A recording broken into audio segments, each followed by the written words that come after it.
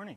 It's a great morning to be alive on this planet. I'm so appreciative that you get to share it this time in this space with us. We're in the series called Unfolding. I have a couple stories I'm going to share, and we were trying to get some screens to cooperate with us. For at least a couple of the pictures, I may have to have you turn around and look at that screen as we do that. But we'll continue to tweak some of our AV setup here, so we appreciate your patience. Last week, before we get into this week's talk, last week, Ruth Zwald, one of our core teachers, did such a fantastic job of communicating about how the unfolding of life connects us to the renewal of nature. She had some quotes from Braiding Sweetgrass. Robin Wall Kimmerer said, "It's not enough to weep for our lost landscapes. We have to put our hands in the earth to make ourselves whole again. We're not in control. What we are in control of is our relationship to the earth." I loved that idea, and I think the seeds from that talk and that book, which I'm about 3/4 of the way through, have began to connect in this message, specifically this talk, because it's no surprise I'm a nature boy at heart. I love the outdoors. I love everything about being outside, and I found some of my most profound moments of connection to everything happening in the outdoors. And the title for this talk comes from a short little excerpt of a talk that Alan Watts gave. And the particular version that I'm going to use is from a track on an album by a band that I love and have seen. I won't say it from the stage, but you'll see the band name and stuff on the screen. But they have a musical background, and then it's just a clip of Alan Watts with one of probably my favorite quotes. And specifically that last line is where we get the talk from this morning. So if our audio-visual technology cooperates with us, we're going to give this a go here, and let's see how we can do at listening to this short little excerpt from Alan Watts.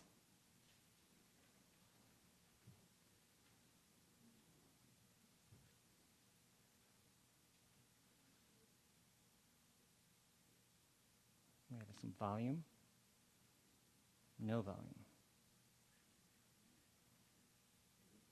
If you imagine, it's really profound.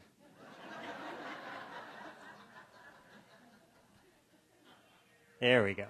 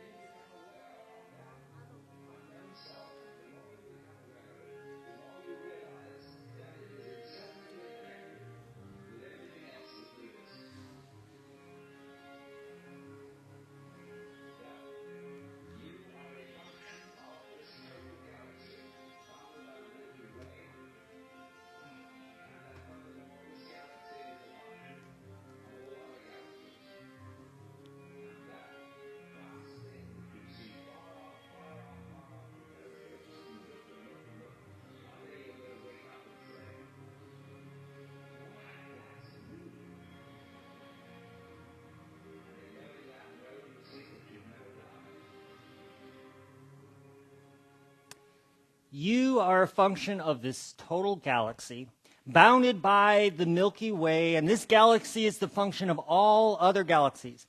And that vast thing, he says, that you see far off, far off, far off, when you look in the telescope, and you look at the furthest reaches of space, if you appreciate your connection to everything, he says, that you can look at that, and with the right change of consciousness, of perspective, you can say, why, that's me. I come from that. I want to show you a few examples this past week, so if you can crane your necks for a couple more minutes, we'll show a few pictures, and you can look back up here for the rest of it here. But these are a few different examples I've had this past week of being out and connecting with nature and finding ways of seeing things. So this was an opportunity I had. I was kayaking this past week. I kayaked up on this log in the river. This was in the Pigeon River, and a beautiful example of these lung oysters coming out of this log that was decaying in the river. And I love mushrooms, and so I got up close and got a picture of it and just appreciated the beauty and the connection to it. And with this quote fresh in my mind, I looked at it, and in a moment of connection could say, why, that's me. That's a connection to me. We are both living things coming out of this earth. Later this week, I was doing some preparation for my talk, and I came in on the couch, and I found this little guy here. This was a beautiful little spider here. If we have a picture, we may or may not. This beautiful little spider here. It's a zebra jumping spider, Salticus scenicus. Salticus scenicus, which is Latin for jumping, Salticus. Scenicus is the Latin for theatrical or stage performer. These little spiders, which I understand, some of you are creeped out by that. You don't have to keep looking at it. But if you look, can you see those adorable little eyes? This is a type of spider that is especially connected to humans because they have an extreme curiosity. They have 2 large orbs through which they see. They have 4 smaller, medium-sized orbs, and then 4 small ones kind of in this weird pattern around their head. And so this little spider was on a couch, and so I tried to get it into the cup, and it was not appreciating me trying to hem it in, but I finally got in the cup, took it outside, and I set it on the deck, which is where you see right there. And I managed to get a picture of it. This is actually from my daughter earlier. So this is what it comes out of in my household. She sent me this picture a couple weeks ago. Can you please come over and kill these bugs? I put them in glasses, but I can't do it, and everyone left. So I'm the bug person in our house. But when I put that little spider out on the rail, it did a very curious thing. These are one of the types of spiders that are known to observe humans. And when I put it down, it turned around, lowered its backside, and it stared at me. And if you've ever made eye contact with a spider, it's a truly profound thing to think that that little tiny creature was contemplating me, and I was contemplating it. And I looked at that and I said, why, that's me. That's me. Then there's this tree in our backyard. We have this gorgeous, gorgeous tree. By the way, has anyone hugged a tree this past week? Okay. A few of you are getting on board with that. I'm a tree hugger, and I don't mean that in the woo-woo sense. I mean that in the literal sense. I believe there's something healing about hugging trees. This is a beautiful tree in my backyard that we're staying at right now. So big I could barely get my arms around it here. And this is a gorgeous white oak, and I was curious, and so I kind of undertook some measurements to determine exactly how old this is. And you can do some measurements by measuring the CBH, the circumference at breast height. We can go to the next slide there, and you can kind of see what this looks like. Divide that by pi, and that gives you the diameter at breast height. The DBH multiplied by the growth factor, which for that tree is 5, will give you the age. So here's the numbers what I got when I measured that tree. This particular tree was 152 inches, which gave me 48.3 when divided by pi, times 5. Anybody quick on their math would know that the age of this tree, the approximate age, was 241 years old. This gorgeous, gorgeous, huge oak tree that I couldn't even get my arms around. I think it was Wednesday or Thursday, Lisa came out in the backyard and was like, "What are you doing, hon?" Because I was just sitting at the base of the tree, my bare feet, my hands in the dirt, and just leaning up against this gorgeous tree and connecting to it. And as I looked at that, I realized this tree was alive before I was even conceived. It will be around quite possibly after I'm gone. And yet, we're siblings on this planet. How bizarre is that? Throughout my deconstruction, I spent a lot of time, and I was drawn to Eastern practices and Eastern spirituality, such as Tibetan Buddhism, And I even spent some time in atheist land, which is quite a relaxing pit stop in your deconstruction for those of you who might need to stay there. I say that it's fun to visit. You don't have to stay there, but it is a great place to spend some time. If you want to learn how to really engage with this world, the subreddit, Our Atheism, is a great place to read and engage with people who are truly doing some work on this planet that is not bounded by any type of moral regulations from a book. But even in my days in atheist land, in my time that I spent contemplating the universe, I thought that shedding the idea of something bigger than myself would diminish my sense of wonder. And instead I found that my wonder and my awe grew, because we have more than enough on this planet to contemplate, and our connection to it that drives some profound transformations in our spirituality.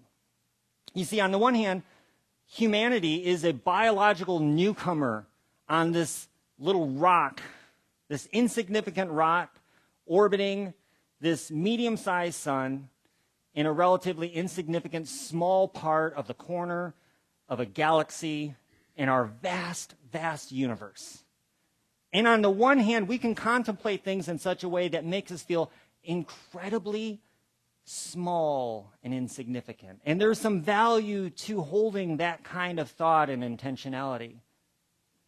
But also, if you think about it, we are alive on this rock ball, orbiting a giant ball of fire in the universe. And to the best of our knowledge right now, we don't know of any other intelligent life in this universe.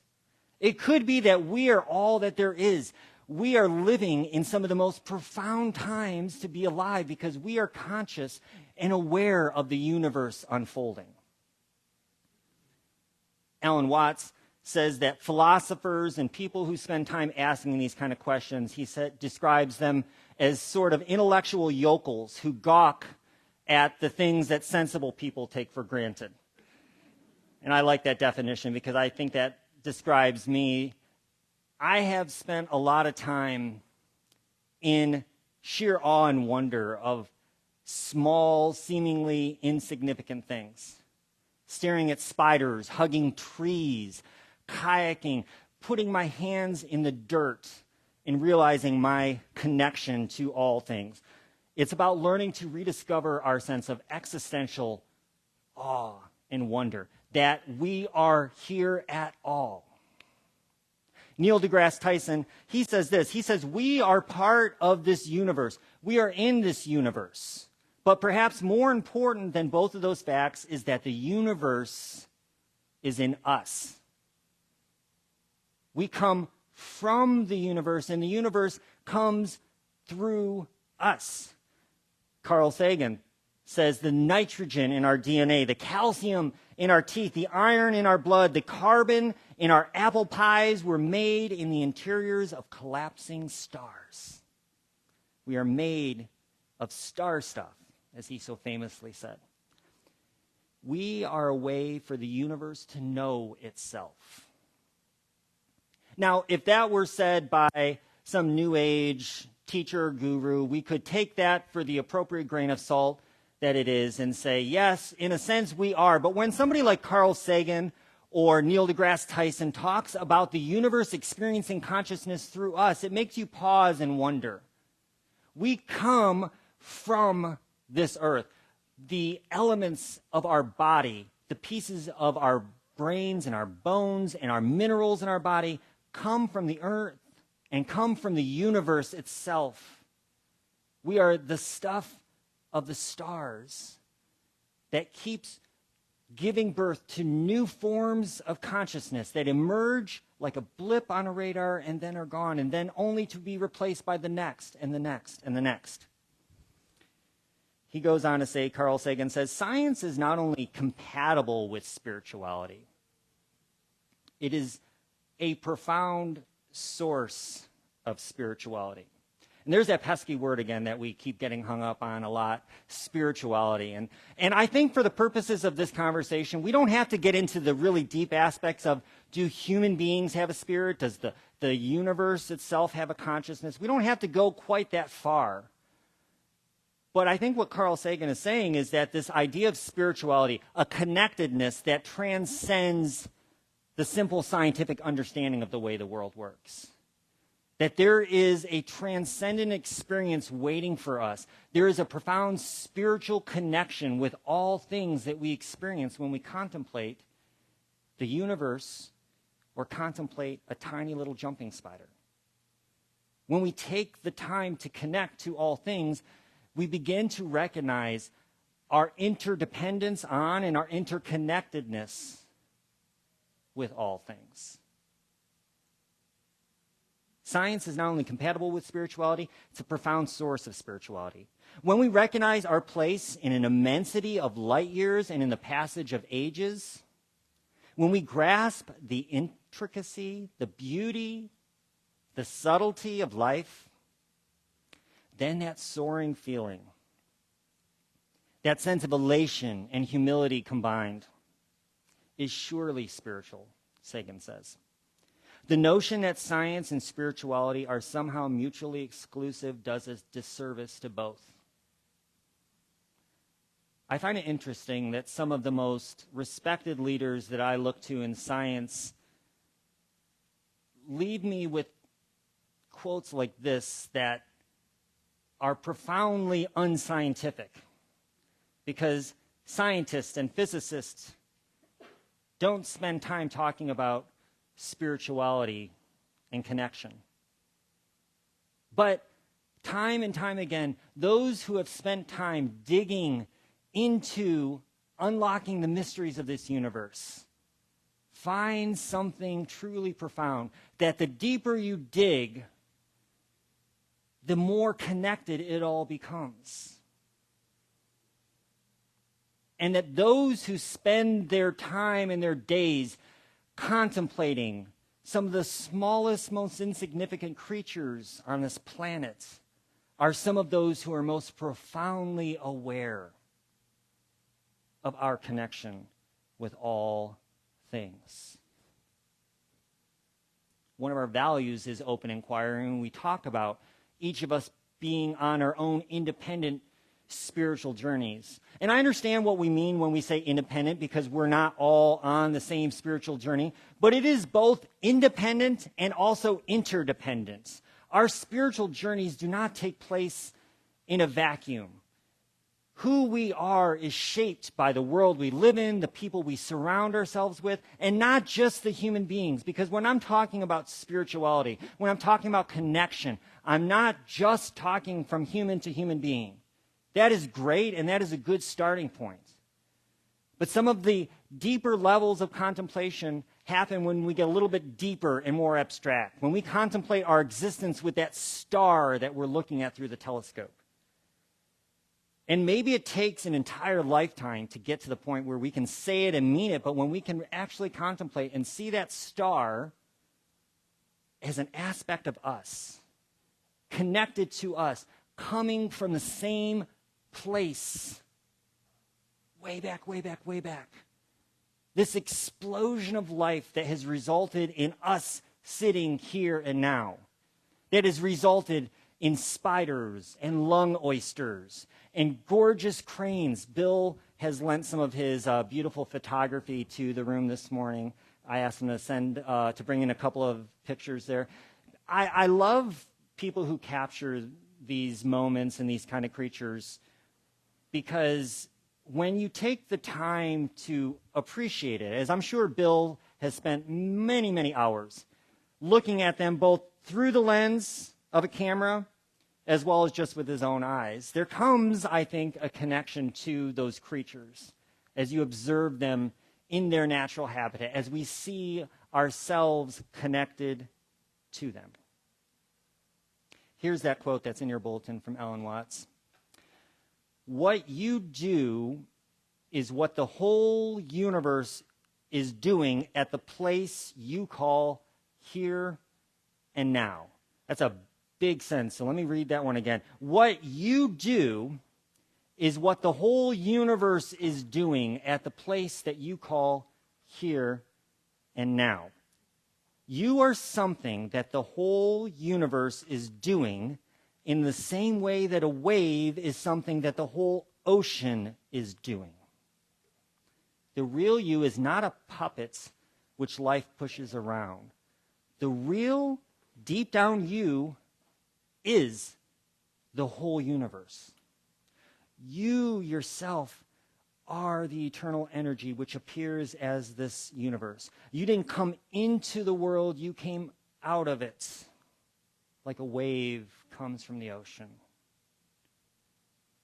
I think that those of us who had, I would say, the misfortune of growing up in a traditional Western understanding of religion has perhaps had a disconnected sense of our relationship to all things.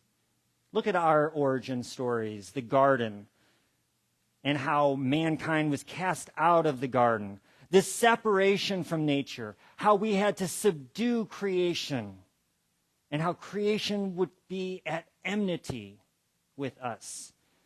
These principles, these truths that guide our origin stories drive so much of our disconnection to our planet and to all things. Last week when Ruth shared a couple of the origin stories from braiding sweetgrass that Robin Wall Zimmerer shared, that first chapter, we were talking a little bit about it in pre-talk. It's such a beautiful story from one of the indigenous tribes of this earth spirit coming down and landing on the planet, and the animals coming in to brace its fall, and how the earth spirit, this connection, was bringing a gift of life to all things, and that there was an extreme interdependence and a connection. When that kind of spirituality drives your worldview, you see yourself not as separate from nature, but as connected to it as your next breath. You're as dependent upon this earth as the fish in the sea for the water. With just the removal of a few small things, you would be gone like that. Lack of oxygen, lack of warmth, lack of water. We teeter on the edge of this frail dependence on this planet from which we just consume without recognizing our connection to it. Ruth talked about this idea of reciprocity, which is such a beautiful idea. And my hope for us is that we take these ideas from these abstract headspace places that we live in, and that we put it into practical, tangible ways to experience it. I'm going to challenge you this week to find a tree to hug for 30 seconds. I'm not joking. I want to see pictures if you do it. Okay? You can text me pictures, whether it's a tree, a creature, an animal, whatever it is this week, as we carry this idea, this simple phrase, this mantra, why, that's me. And you can even say it Alan Watts style in his quirky little British, why, that's me.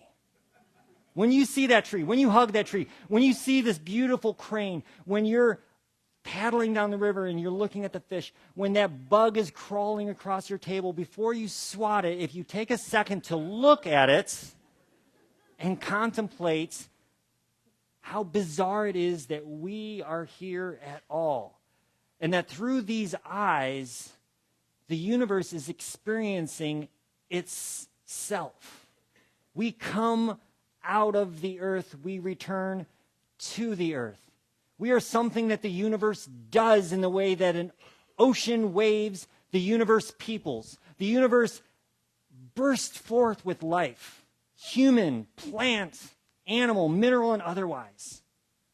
Such extreme connections all around. What happens when we lose that sense of connection? Well, we only have to look so far as our current political situation, not only here, but in the world at large, to recognize how disconnected we are from each other, from this world that we live in. Because here's where it gets really, really tough and really tricky. This week, I hope you can hug a tree and appreciate your connection to that. But maybe when you're reading one of those stories, and maybe you're watching a clip of a rally with a certain demagogue that's loudly proclaiming how effective he is going to be at leading our country, to look at the people that are there and to also say, why, that's me.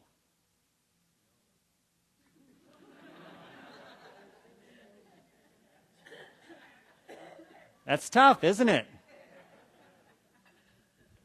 But it's only our connection to one another that is ever going to bring healing. If we are going to heal this world, as Robin Wall Zimmer said, it's not enough to weep for the lost landscapes. And I would even say, you could extrapolate on that further. It's not enough to just weep at how disconnected humanity is. If we're going to be a part of healing this earth and healing our world, we plunge our hands into it. We lean into it. We're going to be doing some practices here in the next month. We're connecting with a project that was in the email newsletter, and we're going to be talking about in the coming weeks there, called One Small Step. One Small Step is something that was produced by StoryCorps. Some of you may have heard of them. That is on NPR. And our local NPR affiliate, WGVU, is one of 7 affiliates chosen on a nationwide level to do this project called One Small Step. This is a simple practice of matching people with people who hold different viewpoints to have a conversation, a facilitated conversation, and then the results are recorded, edited down. Some of them are saved for the Library of Congress.